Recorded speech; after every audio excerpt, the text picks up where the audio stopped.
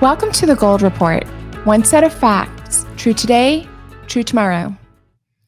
Please share and subscribe so you never miss an episode. Today I'm joined by my co-host, April Moss, and we have a lot to discuss, including the lawsuit that America's Frontline Doctors is bringing against the California Medical Board.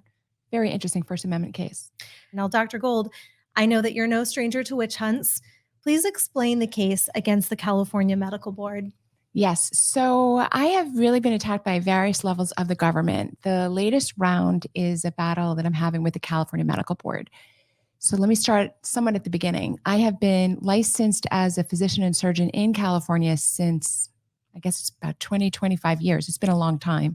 And in all of that time working in many different emergency departments and, a lot of inner city, underserved areas, I've never had any problem whatsoever, never had a single complaint, never had a malpractice suit filed. I mean, it's pretty much an extraordinary record. I can't say that most physicians have such a clean record as I did. I'm saying that not to brag. I'm saying that I am considered one of the best doctors in California based on these objective numbers. And yet the California Medical Board is literally trying to take away my medical license for political speech. As everybody knows, I was present at the Capitol on January 6th, and I was overcharged, like many people were, with, in my case, a 20-year felony. Because of that, I opted rationally, I think, to take a misdemeanor plea. This was for a charge called entering and remaining, otherwise known as trespass. It was actually just a trespassing charge. So I have been convicted through the plea of a misdemeanor trespass conviction. You might say, what does this have to do with the practice of medicine? That would be a logical question.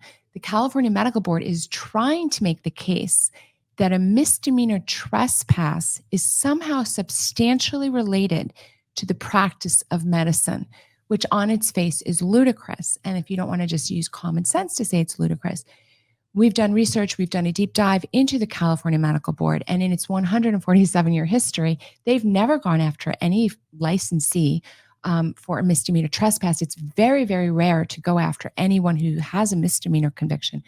There was a case, I think it was around 1990 or sometime in the 90s, where a doctor had been convicted, I think, of 3 misdemeanors. And on the 3rd misdemeanor, he I think was drunk driving and maybe got into a bit of a verbal altercation with the police officer. That case is one of the only misdemeanor cases we've ever seen the California board go after a physician. And I would argue that if you're repeatedly driving drunk, getting into altercations with officers, you could at least make the case that it's not compatible with being, an esteemed member of the physician society. But it's very uncommon for the California Medical Board to go after anyone with a misdemeanor. And certainly it's never happened for a trespass charge.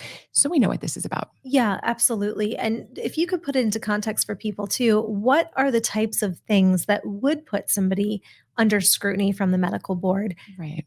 Things that they would do with patients that are inappropriate. What are some other things where this has no standing whatsoever? Exactly. Thank you for the question. That's exactly the right question to ask. The California Medical Board is charged with protecting the public safety and specifically to make sure that doctors are doing actions consistent with good practice of medicine. So the types of areas they get involved, and they're limited by law as to what they can intervene in. For example, they can't get involved in every single conviction that a person might have. I mean, there's a lot of things that people can get into trouble with that have nothing to do with the practice of medicine. So we don't want petty bureaucrats, small bureaucrats, to be able to also weigh in and take away someone's livelihood based on something that has nothing to do with the practice of medicine. Very typically, they're involved in 3 areas. They're involved, they'll reprimand or sanction a physician for abuse of a patient, typically sexual abuse of a patient. That's kind of one. Number 2 is gross incompetence, such as showing up drunk in the operating room, obviously, or drunk when you come to work. And the 3rd category would be healthcare fraud, like a billing fraud, like, some kind of insurance scheme where you bilked some money out of a system. Those are the 3 areas where the California Medical Board is most active. And that is where we really want them to be, right? We want them to be looking at things that have to do with the practice of medicine to keep patients safe. And I just want to say that another aspect of our lawsuit is, where was the California Medical Board in terms of protecting public safety when it came to its recommendations on early treatment? We know that early treatment saved lives.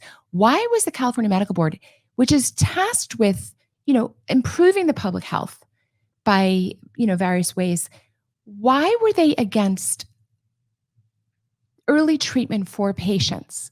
So we've brought all of these things up. Not only is the California Medical Board going after people like myself for things that have nothing to do with practice of medicine, therefore they are exceeding the regulatory scope, they're also not doing their main job, which is to keep the public safe. Do you know, I mean, tens of thousands of Californians really died or were severely harmed by not having access to early treatment. So we bring all this up in the lawsuit.